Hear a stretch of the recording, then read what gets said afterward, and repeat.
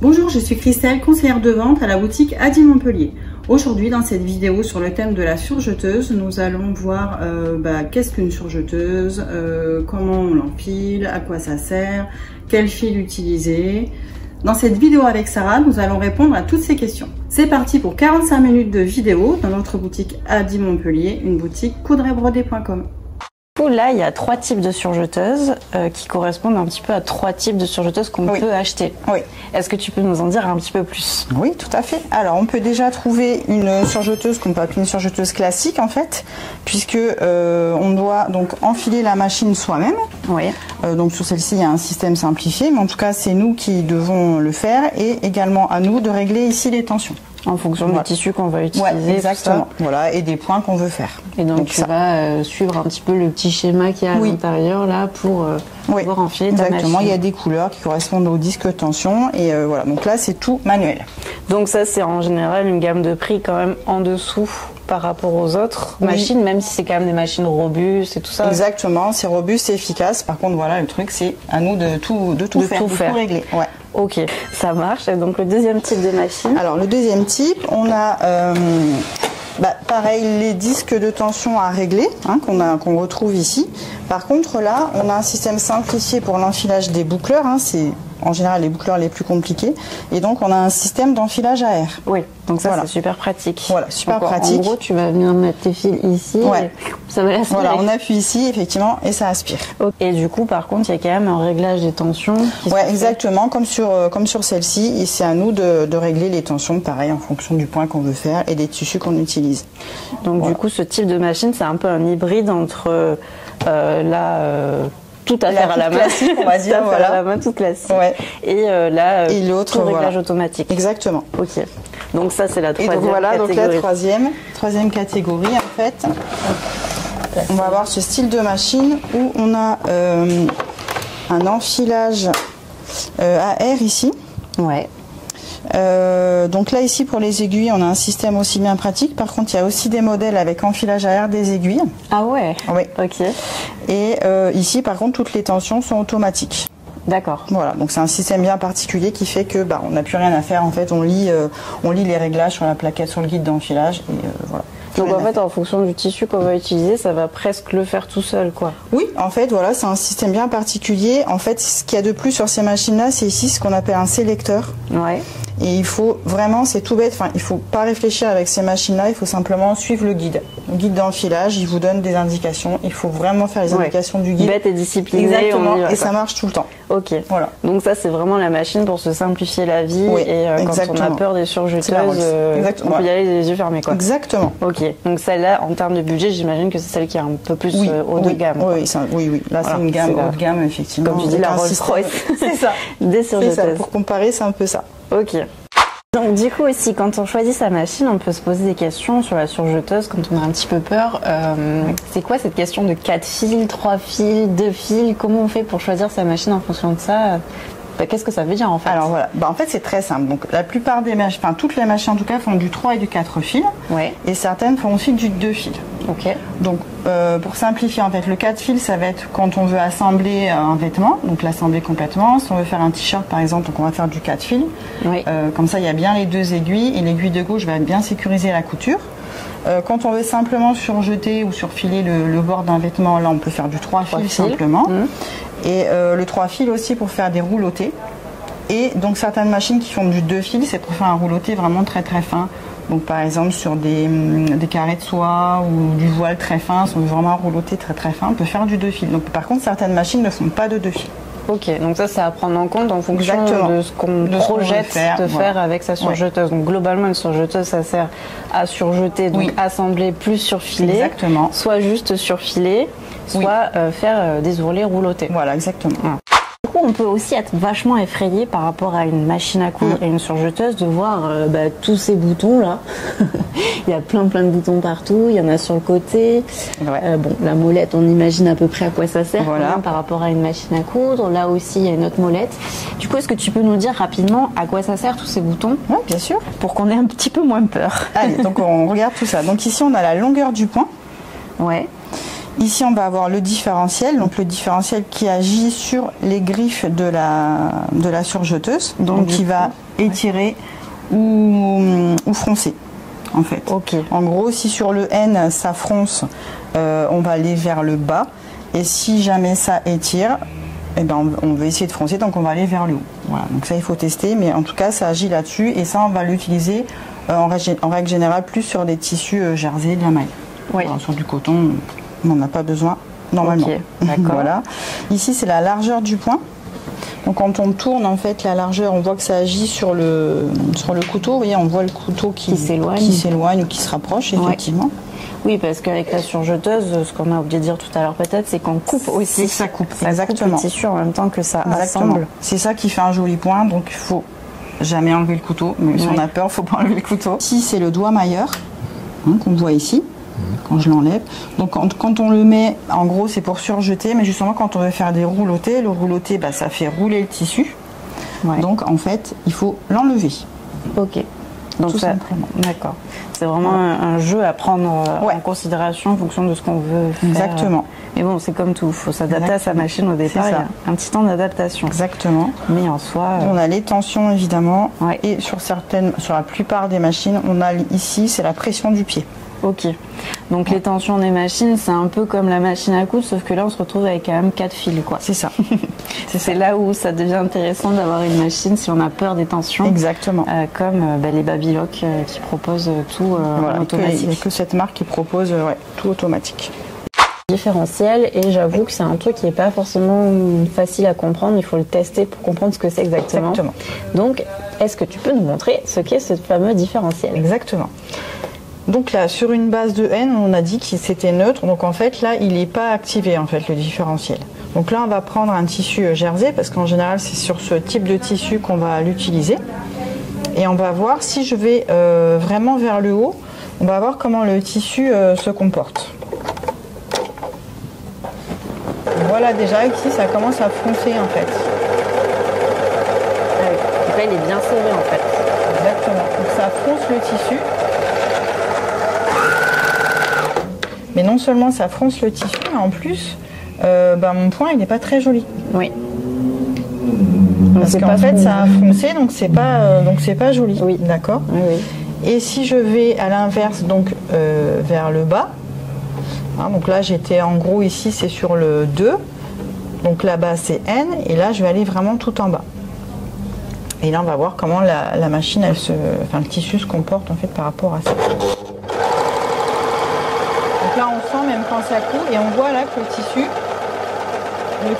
s'étire en fait. Il gondole en fait. Ouais, exactement. Donc là, c'est l'inverse, il tire trop. Et là, encore une fois, mon point, il va pas être joli. Parce que vous voyez, il y a tout ça qui ressort.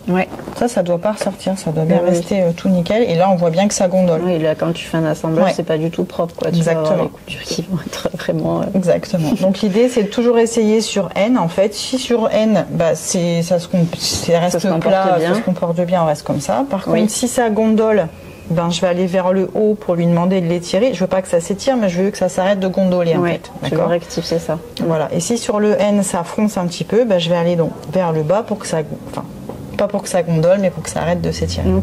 Tu vois, quand il y a ce type de problème, moi j'aurais eu plus tendance à jouer sur les tensions. En fait, c'est le différentiel. Non, pas du tout. Oui, là c'est vraiment le différentiel. Si on fait un point sur le neutre, puisque c'est un jersey, celui-là se comporte plutôt bien.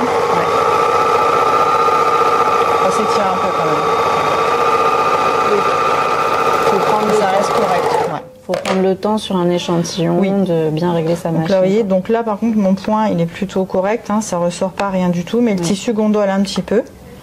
Donc ça veut dire que mes tensions elles sont bien, parce que là je suis sur le neutre, mais comme mon tissu gondole légèrement, j'irai peut-être un petit peu vers le haut. Voilà, là j'ai montré aux extrêmes, mais c'est rare qu'on aille aux extrêmes en fait.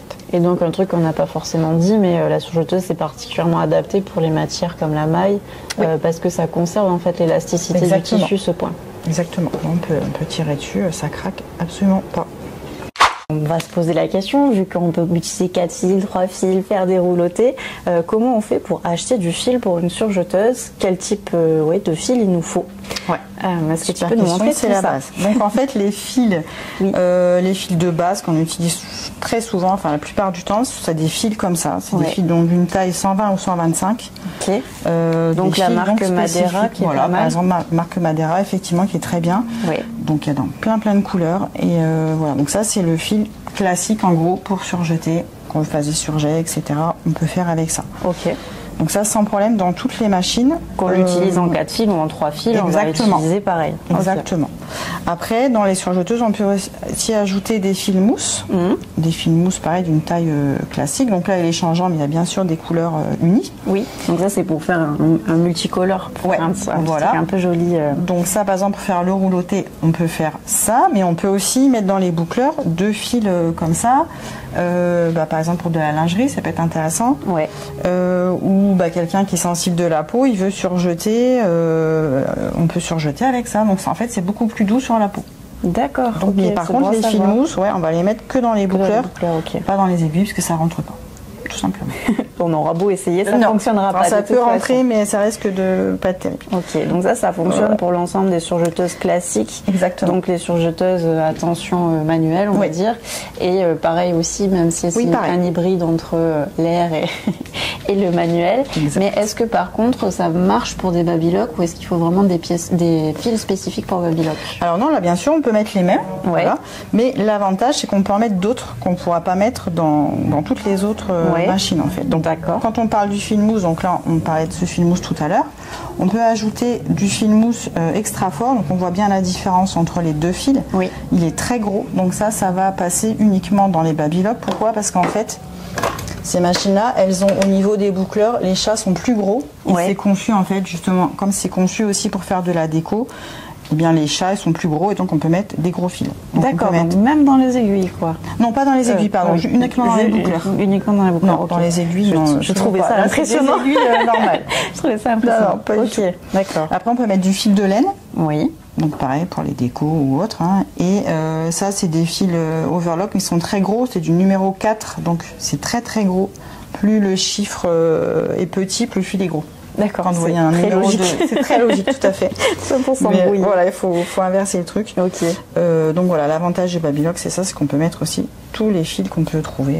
Trop bien. Et donc tu pourras nous montrer tout à l'heure une différence entre un rouloté babylock avec ses gros fils mousse et sans le gros fil mousse, avec un fil mousse plus classique, pour qu'on voit vraiment cette différence. On peut aussi mettre des fils à broder, pourquoi pas. On peut mettre tous les fils en bas. Ah oui, d'accord. Donc si on a une brodeuse, on peut utiliser les fils de la brodeuse. Les fils à broder qui sont un peu plus épais qu'un fil comme ça. Ah oui, donc c'est infini en fait. On pourrait passer sa vie sur sa surjeteuse. Exactement ça. Ok, ça marche. On a parlé des fils, mais il faut aussi des aiguilles pour utiliser du coup une surjeteuse. Donc on va utiliser soit une, soit deux aiguilles. Et savoir aussi quelles aiguilles on peut utiliser. Quel type d'aiguille on peut utiliser. Donc sur la plupart des surjeteuses, on va utiliser celle-ci en fait, ces aiguilles overlock. Donc ou ELX. Donc ça c'est noté en fait sur le manuel des surjeteuses. Mais la plupart du temps, ça va être ce modèle-là.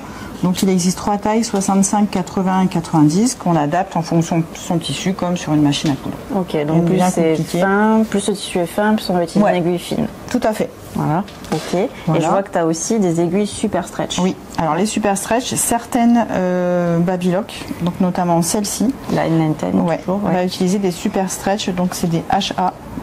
Et en fait, même chose, c'est écrit ici, c'est écrit aussi dans le manuel, donc voilà, c'est conseillé d'utiliser les aiguilles que la machine demande en fait. C'est le mieux. Donc là par contre on retrouve que 2 tailles, 75 et 90. Ok, donc ça va être vraiment plus spécifique du coup au babylock en fonction du modèle de la babylock et de ce qu'on commande. Bien regarder ce que donc si par exemple on a une surjeteuse Brother ou une Juki ou une Elna, on va partir sur des overlocks. Automatiquement. C'est beau à savoir parce que quand on se retrouve dans une boutique ou même sur un site, qu'est-ce qu'il me faut pour la surjeteuse? C'est pas toujours évident et logique. Et puis on a envie qu'elle dure le plus longtemps possible et pouvoir du coup lui donner les bonnes fournitures. Exactement. Donc là, pour enfiler la machine, en fait, il faut en général regarder ici le dessin et suivre l'ordre d'enfilage. Donc là en fait on va commencer par le boucleur supérieur, donc c'est celui qui est indiqué en bleu. Le numéro 1. Ouais, numéro 1, tout à fait. Ok. Donc hop. Donc là tu as bien mis les cônes de Madeira, les fils classiques pour surjeteuse dedans. Exactement. Donc là en fait on suit tous les points bleus. Ouais. D'accord. Hop. Donc ça diffère un peu selon le modèle de la machine, mais c'est grosso modo toujours la même chose. Oui, plus ou moins. Donc là, ici, on a quand même un système qui est simplifié pour le boucleur inférieur. On le verra juste après. Oui. Puisque c'est le boucleur en général qui est le moins évident. D'ailleurs, ça, du coup, c'est les deux boucleurs. Et donc, le boucleur inférieur, c'est... inférieur, c'est celui-là. Donc, c'est en fait celui-là, celui qui est en dessous, tout simplement. Et le boucleur supérieur, c'est celui qui est au-dessus. C'est celui que tu es en train d'enfiler. Oui, exactement. Ok. Et donc tu utilises une pince Bruxelles pour faire ça? Oui, moi j'aime bien. C'est galère. Ouais, moi je préfère. Après. Une sorte de petite pince à épiler qu'on trouve dans la boîte. Quand on l'achète, en général, c'est toujours dedans. Oui, toujours. Hop. Et hop. Moi j'aime bien tout passer comme ça. Voilà. Donc le premier, il est passé tout dans le bleu. Donc le fameux inférieur qui est parfois, selon les modèles, un peu compliqué entre guillemets. Ouais. Pourquoi? Parce qu'en fait le fil, il doit passer en fait à l'intérieur de la machine. Dans ma machine, donc souvent c'est un petit peu voilà. Ouais. Donc dans toutes les machines c'est comme ça. Là on a un système qui s'appelle automatique. Ouais. C'est quand même à nous de le faire, mais en tout cas. Oui. Donc en fait on vient baisser ici le levier et ça va m'aider donc à enfiler. Quand je vais basculer, le fil il va partir automatiquement dans la machine. Donc ça c'est assez chouette. Donc là on est sur le rouge. Donc hop. Donc là en fait je dois aller dans tous les rouges, hein, d'accord. Donc il faut que j'aille ici. Il faut que j'aille ici et ici. Donc moi j'aime bien aller. Je vais tourner d'abord au dernier. Ouais, je vais d'abord au dernier effectivement. Oui, ça c'est une petite astuce pour y arriver mieux. Oui, je trouve que ça va beaucoup mieux sur toutes les machines. Donc après, pareil, je viens passer mon fil comme ça au niveau du couteau. Ouais. Là en fait ça me fait une petite tension là, avec ma main gauche et avec la pince je viens attraper celui-là et je le mets ici, d'accord. Là dans le fameux cran et là donc je vais basculer et là c'est pour ça qu'ils appellent ça automatique parce que le fil il part ici automatiquement dans la machine et je suis pas embêtée pour le faire passer. Parfait. Voilà. Après, sinon, on peut aussi suivre le schéma comme ils disent en suivant. Exactement. De toute façon, c'est bien écrit ici, hein, de toute façon. Donc, c'est une petite astuce que toi tu utilises et qui fonctionne bien. Exactement. Ok. Et ensuite, c'est les aiguilles. Ah, les aiguilles, c'est super facile. C'est comme une machine. Super facile. Exactement. Oui, non, là, oui. Donc là, je suis sur le vert. Ouais. D'accord. Donc, pareil, hein, j'ai le schéma ici si je veux.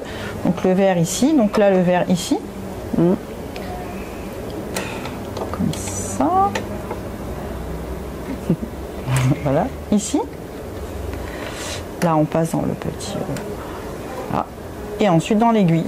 Oui, donc en fait, ça suit quoi le fil de droite, il va à droite et le fil de gauche à gauche. Oui, il n'y a rien de. Donc finalement, quand on a peur d'enfiler une surjeteuse, on a peur que pour 2 fils, mais pas pour 4. C'est ça.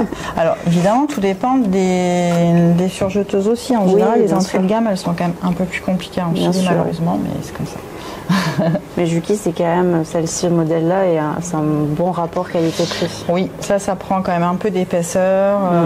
Voilà, ça fonctionne très bien. Donc, hop, lui, il faut qu'il reste là. Donc, lui, il va aller ici, hop, et dans l'aiguille. Et donc ça, quand on achète la surjeteuse au magasin Adi, il y a une prise en main. Oui, tout à fait. Pour montrer comment... Oui, il y a une prise en main d'une petite heure en fait qui est prévue à l'achat. Ouais. Et voilà, on vous montre tout comment ça fonctionne, comment on enfile et comment on règle les tensions s'il y a un réglage de tension évidemment. Ouais. Oh, c'est pratique. Exactement. Ça peut aider. Exactement. Ok, donc voilà. Là elle est enfilée. Tout à fait. Donc là tu vas nous montrer comment on fait pour faire un surjet. Ouais. Donc là on va faire le surjet 4 fils, hein, parce qu'on a 4 fils. Donc le surjet il sert à surfiler et à assembler en même temps. Ouais, exactement. Donc là le doigt mailleur pour les surjets, le doigt mailleur il doit être mis en fait, hein, et donc il est là en place. Ici, c'est cette chose là. D'accord, donc là il est bien en place, il est poussé, je le vois, donc c'est bon. Pour faire le surjet, je suis obligée d'avoir ce fameux doigt mailleur. Ok. D'accord. En fait, donc là, je peux déjà faire quelques points comme ça à la main si je veux. Hein. Voilà, oui, pour commencer à l'entraîner. Exactement, pour voir si ça commence à prendre la maille. Ouais. Et comme j'ai un coton, bah là je vais mettre sur une base de 4 hein, de toute façon. Sur une tension à 4, c'est une tension plutôt basique. Oui. Et donc du coup là tu mets la même tension pour tous les... Oui, là on essaye toujours sur une base de 4, la plupart du temps selon les machines c'est en général 4. Ouais. Sur une longueur de pointe, pareil, classique. Ouais. Sur un différentiel N, donc classique. Neutre, ouais. Exactement. Ok. Et donc du coup là il vaut peut-être prendre deux... Oui, je te laisse finir. Non, mais voilà. Et ici pareil on va mettre une largeur standard. Ok. C'est un truc qu'on bouge pas trop ce bouton là. Non, pas trop au final. En général les largeurs standards elles passent plutôt bien. Donc là tu vas nous assembler ces deux bords. Exactement. Donc là je vais utiliser le couteau. Hein, donc l'idée c'est de venir poser le tissu là dans la gueule du couteau. Oui. Comme ça va me couper avec la marge de couture, etc. Hop. Et donc on est parti.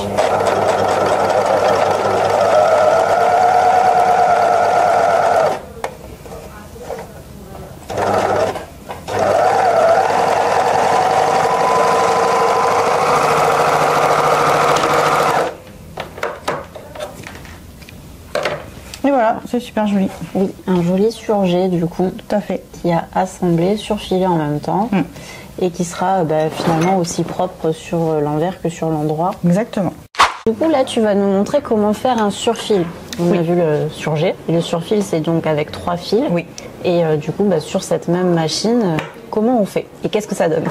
Alors donc c'est assez simple. On va enlever le fil de gauche. Ouais. Alors on pourrait laisser l'aiguille de gauche et enlever l'aiguille de droite, ça ferait un surfil plus large en fait, ça ferait cette taille-là.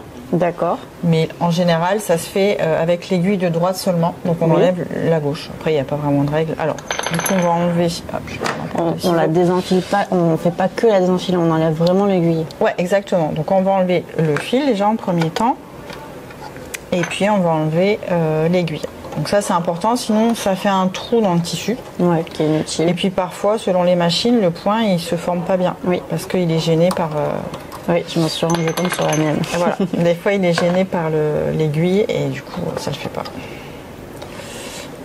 Hop, on va tirer le fil. Et en fait on a juste... on a que ça à faire. Ok, donc a priori ça change pas forcément. Non, donc on change pas ses réglages. Hein. On avait déjà fait le réglage pour son tissu. Oui. Voilà. Donc il n'y a rien d'autre à faire et on va voir ce que ça va donner. Donc ça c'est pour finir les bords, des choses qu'on a déjà cousues par exemple. Ou, donc je l'enlève juste pour... Voilà, comme ça on voit mieux effectivement.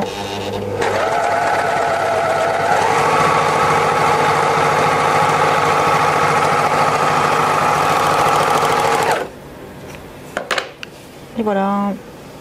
Donc ça sert pas à assembler, ça sert juste en fait à faire en sorte que les bords du tissu soient pas effilochés. La couture est pas assez solide en fait, puisqu'il manque une aiguille, donc c'est pas suffisant pour assembler. Pour faire un assemblage. On voit bien que là c'est plus large, il y a la piqûre en plus, que là il n'y a pas.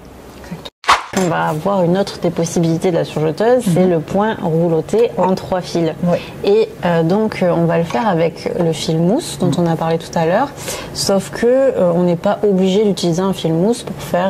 Non, on peut très bien faire le point rouloté classique. C'est ça. Et donc du coup, chose à savoir, c'est qu'on n'est pas obligé d'avoir les 3 fils, même il faut pas avoir les 3 fils en fil mousse, il y a juste le fil du boucleur. Je sais jamais, c'est supérieur, voilà. C'est celui qui est visible. Exactement, on verra que celui-là en fait. Voilà. Donc, si le réglage est bon, on voit que celui-là. Du coup, ça permet de tester directement son réglage. Exactement. Pour voir si ça fonctionne. Et donc, du coup, ce que tu as fait, c'est que tu l'as enfilé comme tu as fait tout à l'heure pour les autres fils. J'ai changé en fait là le fil mousse à la place de l'autre, mais après c'est tout pareil au niveau de l'enfilage. Voilà.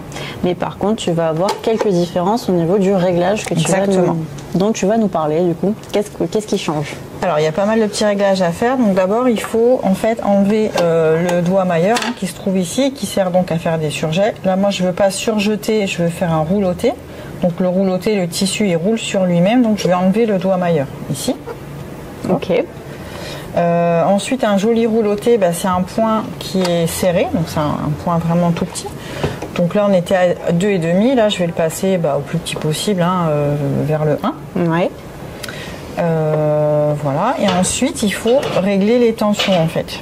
D'accord. Donc, quand on ne sait pas, on teste. Hein. Après, en gros, la règle, c'est de... En fait, on doit avoir que le boucleur supérieur. Donc, c'est lui qui doit prendre le dessus sur son copain, le boucleur inférieur. Donc, en fait, il faut faire un jeu de tension de cette façon-là. Donc, après, ça peut être en haut ou en bas, selon les modèles. Hein. Oui. Donc, voilà, il faut se tester. Mais en gros, il faut retendre ici, puisque celui-là, il doit passer par-dessus. Il doit passer par-dessus. Et l'autre, il faut qu'il se fasse oublier. D'accord ? Ok. Donc ça va être à peu près ce réglage-là. Donc voilà, il faut tester en fonction de son modèle aussi, vu comment c'est fait dans un sens. Il faut toujours faire des échantillons. Exactement. Et donc, chose aussi importante, c'est qu'on laisse le couteau pour avoir un joli point. Oui, aussi. Ok. Voilà, pour bien que ça coupe les petits fils au cas où. Voilà, si je me mets bien au bord, par exemple, ça va quand même me couper le petit surplus. Ok. Voilà. Allons-y.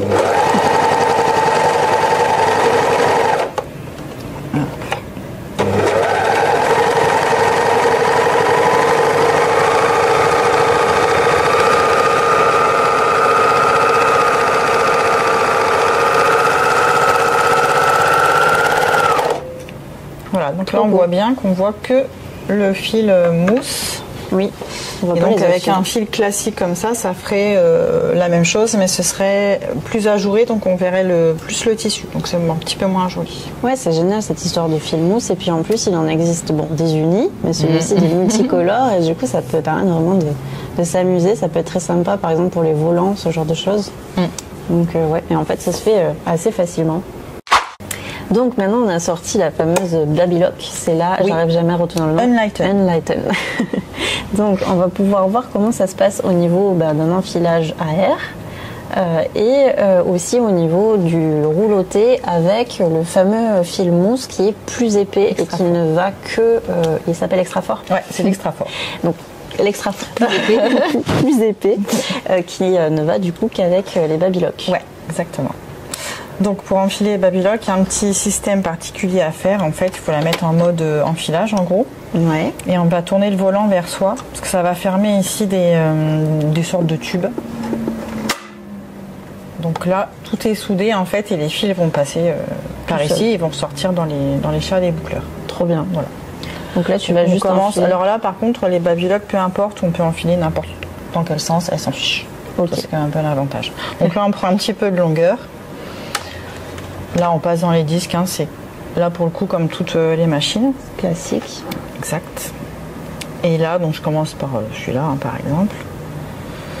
Donc je vais présenter le fil ici et je vais appuyer là.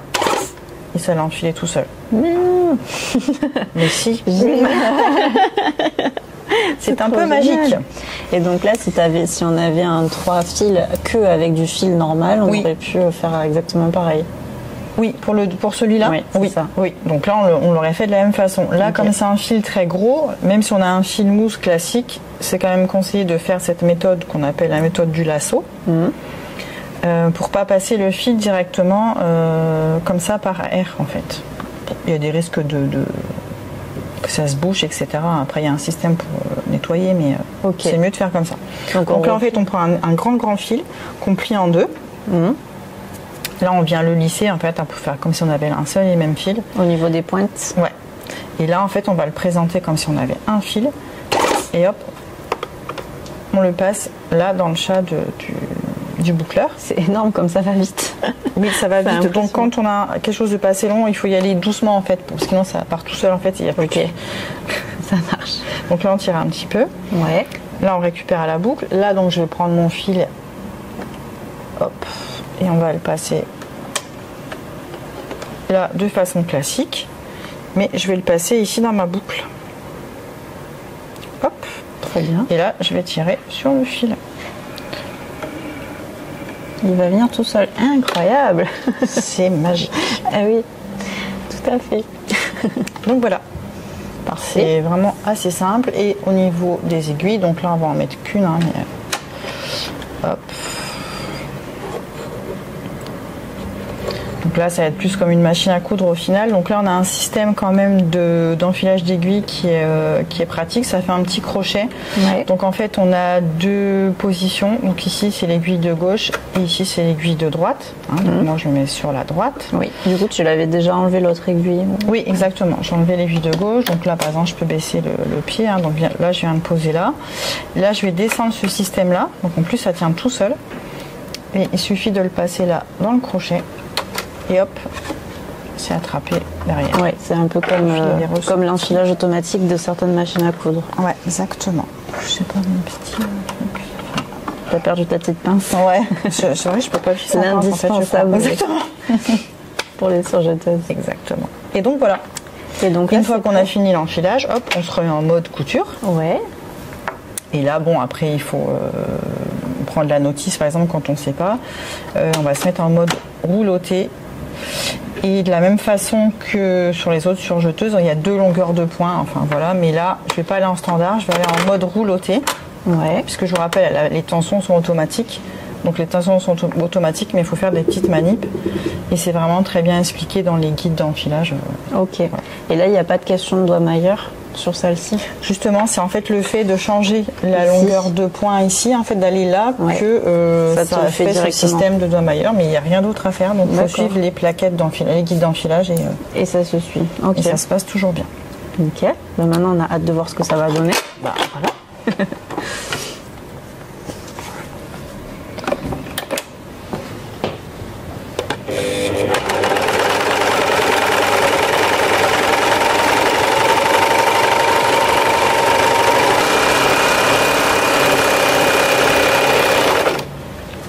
Et voilà. On a fait un petit drapeau de l'Espagne. Ah oui, si on avait voulu le faire, on l'aurait pas fait. On voit qu'il est plus épais que le précédent par rapport au fait que en fait, le fil mousse était moins épais. C'est ça. Donc on peut faire un boulet par exemple sur un tissu un peu dense, justement, ça peut être sympa sur un jean. Mais on peut quand même utiliser ce fil mousse sur la Babylock aussi. Là, c'est vraiment une question de goût après pour faire ce fameux rouloté. Et on n'est pas non plus obligé d'utiliser du fil mousse, mais c'est juste pour que ça soit plus joli, plus propre. Plus rempli en fait, on voit pas le tissu quand on utilise un fil mousse. Tout à fait. On va voir une spécialité maintenant du coup de la Babylock. À partir de la je ne vais pas y arriver, de la Enlighten. Voilà. Je suis nulle. C'est pas possible. C'est quoi cette langue? C'est de l'anglais? Je ne sais pas. Ça fait allemand un petit peu. Ouais. Bref, à partir de ce modèle-là, on peut faire le point décoratif qui s'appelle Wave. Donc là, tu as déjà enfilé et paramétré la machine pour pouvoir faire ce point, en sachant que bien sûr, tout est expliqué dans le livret qui est fourni avec pour pouvoir faire le réglage et que ça reste quand même assez facile. Voilà, il suffit de suivre en fait les explications. Et donc là, petite particularité, du coup, tu as mis 2 fils mousse. Oui. Donc là, on va mettre 2 fils mousse donc dans les boucleurs en fait, dans le supérieur et l'inférieur, pour faire en fait ce motif-là, donc le fil de wave, donc la vague. Oui. Et donc ça se fait avec en général 2 fils mousse parce que pareil, encore une fois, on peut le faire avec des fils comme ça, mais c'est vraiment pas joli. Donc le point se forme, mais c'est tellement espacé. C'est trop lâche en fait, et ça rend pas. Oui, c'est plus fait pour du fil mousse quoi. Okay. Donc du fil mousse classique, mais le mieux c'est l'extra fort comme ça. Oui. Parce que c'est pareil, ce sera bien rempli. D'accord. Du coup là, c'est vraiment l'idée de s'amuser en bicolore dans les waves. Exactement. Tout à fait. Donc c'est parti. On va voir ce que ça donne.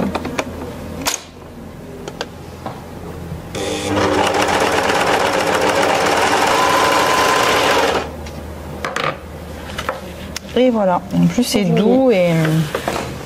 C'est tout doux. C'est tout doux. On dirait un petit peu un Scooby-Doo, moi je trouve. Comme si on avait fait un Scooby-Doo sur la bordure sur la bordure du fil. Et ça, du coup, c'est que sur les bords. On va pas pouvoir faire ce point. Non. C'est vraiment. Non, ça c'est vraiment sur les bords. Donc pour finir des nappes, par exemple, des fils dorés pour Noël, etc. On peut faire des choses vraiment sympas. Très sympa. Ok. Donc en plus de faire le surjet classique, le surfil et le rouloté, elle fait aussi quelques variantes du point wave. De ce que j'ai compris, il y a plusieurs variantes. Oui, il peut y en avoir plusieurs, voilà, donc, qui vont rouler, etc. On peut en faire plusieurs, effectivement. Du coup, c'est trop cool d'avoir une surjeteuse, mais on peut se poser la question un peu comme les machines à coudre de comment on l'entretient, est-ce qu'il faut mettre de l'huile, est-ce qu'il faut la nettoyer, est-ce que c'est compliqué, et donc je voulais savoir si tu avais des petites réponses à donner à ça. En fait, on va utiliser les mêmes choses que pour la machine à coudre. Donc alors soit on utilise les petits pinceaux qu'on a dans les machines, dans les surjeteuses on a le même principe que dans les machines à coudre, parce qu'en fait là l'idée c'est les nettoyer par contre plus souvent que la machine à coudre, parce que comme ça rase, ça fait quand même pas mal de peluche. Là, le peu qu'on a fait, déjà on a de la saleté. Donc soit avec le petit pinceau, sinon un souffleur d'air c'est bien.